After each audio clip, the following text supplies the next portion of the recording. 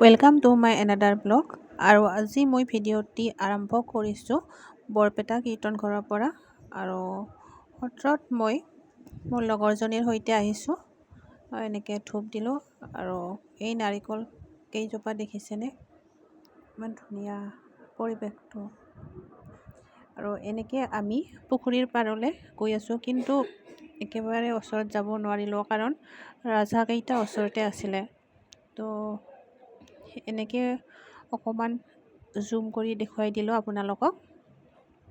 পুখুৰী পাৰটো বৰ ভাল লাগে ইয়াতে বহি, আৰু ৰাজহাঁহকেইটা থকাৰ কাৰণে একেবাৰে ওচৰলৈ যাব নোৱাৰিলোঁ আমি। আৰু এনেকৈ পৰিৱেশটো ইমান ধুনীয়া, ফুলবিলাক ধুনীয়াকৈ ফুলি আছে।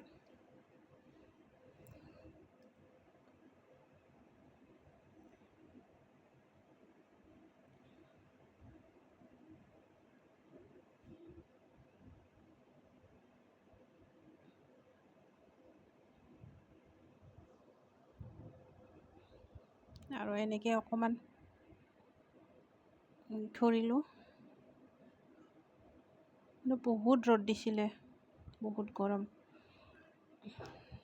আমি গৈছিলোঁ সোমবাৰে, কিন্তু আপোনালোকক ভিডিঅ'টি আগবঢ়াম মঙলবাৰে।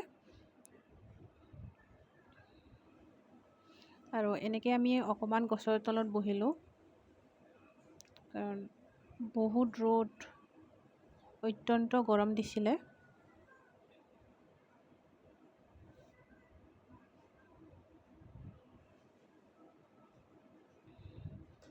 আৰু ইয়াতে কীৰ্তন ঘৰৰ টিংপাতবোৰ সলনি কৰি আছিলে, আৰু ইয়াত কাম চলি আছিল। তো একেবাৰে ওচৰলৈ যোৱা নাই কাৰণ টিংপাতবিলাক আছে।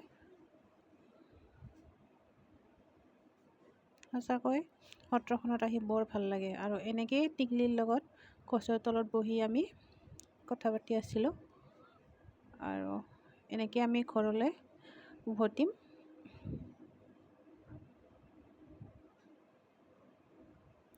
আৰু আজিৰ থালখন হৈছে সম্পূৰ্ণ নিৰামিষ।